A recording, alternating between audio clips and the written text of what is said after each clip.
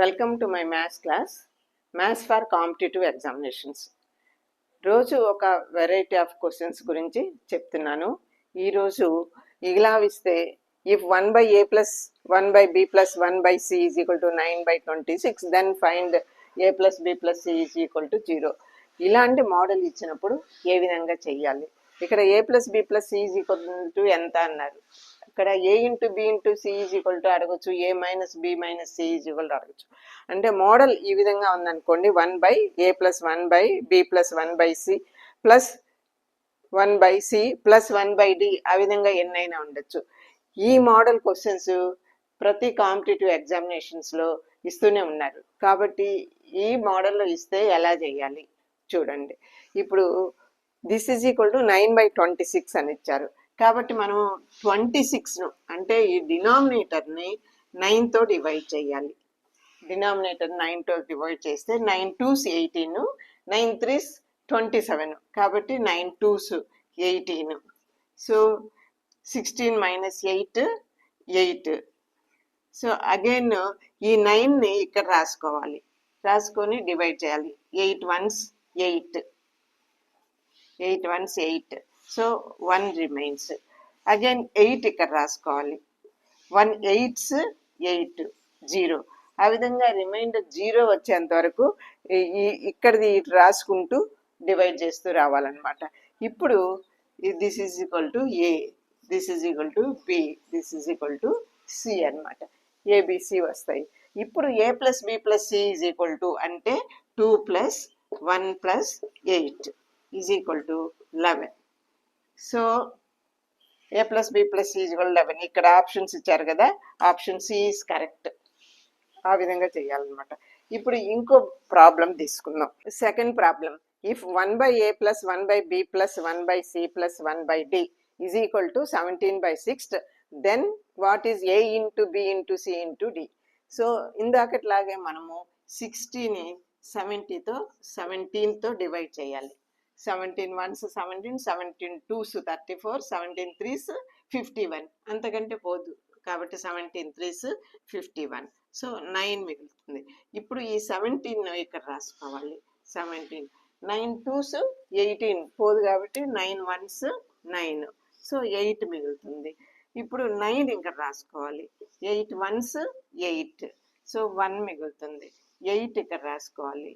1 8s 8. So 0.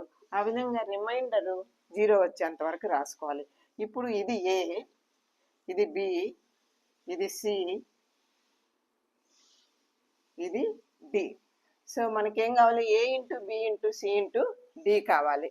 So A is 3, 3 into 1 into 1 into 8, that is equal to 3 1s 3, 3 1s 3, 3 8s 24. So ఇక్కడ ఆప్షన్స్లో 24 ఎక్కడుంది? D.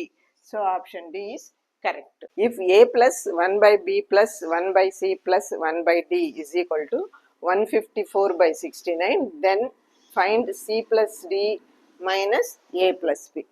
So ఇంతకుముందు లాగానే మనము డివైడ్ చేయాలి. ఇంతకుముందు డినామినేటర్ పెద్దదిగా ఉండేది, అందుకని డినామినేటర్ని న్యూమరేటర్తో డివైడ్ చేసాం.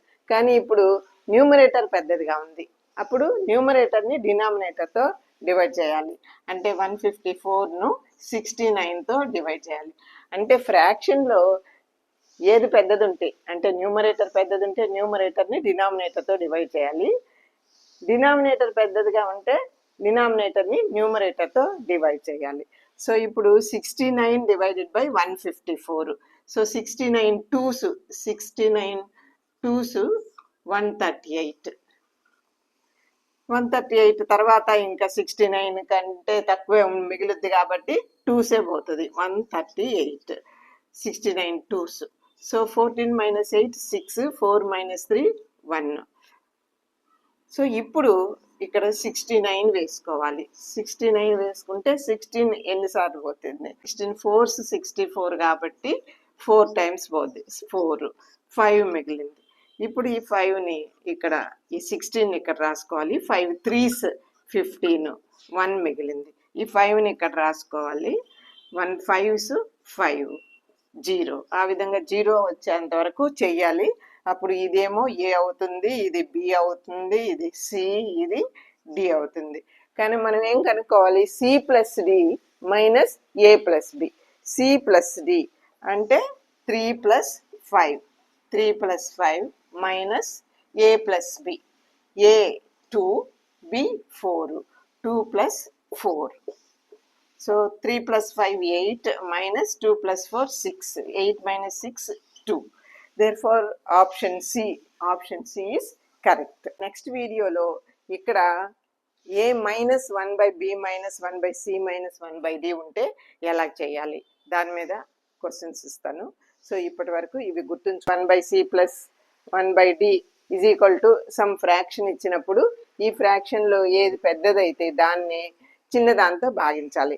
ఈ భాగాహారం కూడా రెండోసారి ఏం చేయాలంటే ఇక్కడిది ఇక్కడ వేసుకోవాలన్నమాట. నెక్స్ట్ మళ్ళీ ఇక్కడిది ఇక్కడ వేసుకోవాలి. ఆ విధంగా 0 వచ్చేంత వరకు చేయాలన్నమాట. అప్పుడు ఇక్కడ వచ్చే వాల్యూస్ ఏబిసిడి అవుతాయి. సో నెక్స్ట్ క్లాస్లో ఇక్కడ మైనస్ ఉంటే ఎలా చేయాలి అనే దాని మీద క్వశ్చన్స్ చెప్తాను. సో నా ఛానల్ ఇంకా సబ్స్క్రైబ్ చేసుకొని వాళ్ళు సబ్స్క్రైబ్ చేసుకోండి. వీడియో చూసి లైక్ చేయండి, మీ ఫ్రెండ్స్కు షేర్ చేయండి. కాంపిటేటివ్ ఎగ్జామినేషన్స్ రాసే వాళ్ళందరికీ ఇది ఉపయోగం కాబట్టి షేర్ చేయండి. Thank you for watching.